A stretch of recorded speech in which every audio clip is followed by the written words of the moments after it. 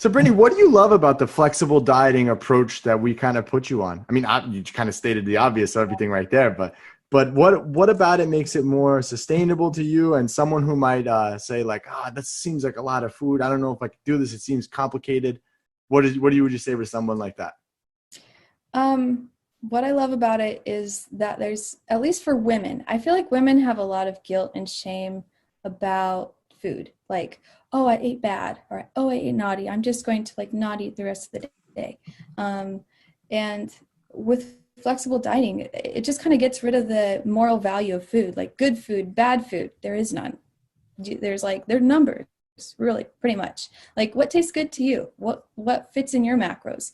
Like the lady that you interviewed, she eats M&Ms. Is it Dana? Yep. Yeah, she eats M&Ms. And it's like, what do you like? Do you like M&Ms? Do you like Skittles? Do you like broccoli? Well, they all have carbohydrates in them. And, so I love that there are no foods that you have to stay away from. Even like, something like cheesecake, as crazy as cheesecake, you can eat cheesecake when you're flexible dieting and you don't have to feel bad about the taste of cheesecake in your mouth. And what was your second question about? What would you tell somebody? Yeah. So what would you kind of tell someone who said like, this sounds complicated? Because that's one of the most common things that I get all the time and it is, and especially initially, it's so complicated to count. It's so confusing. What's kind of your advice and how you've made this a lifestyle for yourself? Because 3 years later, you're doing this better than ever. You're fitting in foods that like, I'm like, I don't even do this. Like you've taken like, I'm very, very simple with what I eat because I guess I'm a guy. I don't know. I just do things like simple. If it's easy, it's for me.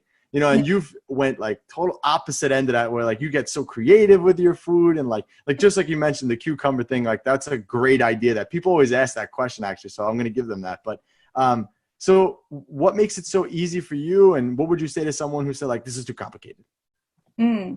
Well, you can always simplify it, but when you first start out, you got to give yourself a lot of grace. So you mess up. Like I remember when I first started counting, I just like, what I ate is I did a normal day and then I logged in my food and I'm like, oh my gosh, I realized that 2 pieces of bread with 4 tablespoons of peanut butter and half a banana, like that is a lot. But what I did was I gave myself grace. Okay, we're learning still. I didn't fail.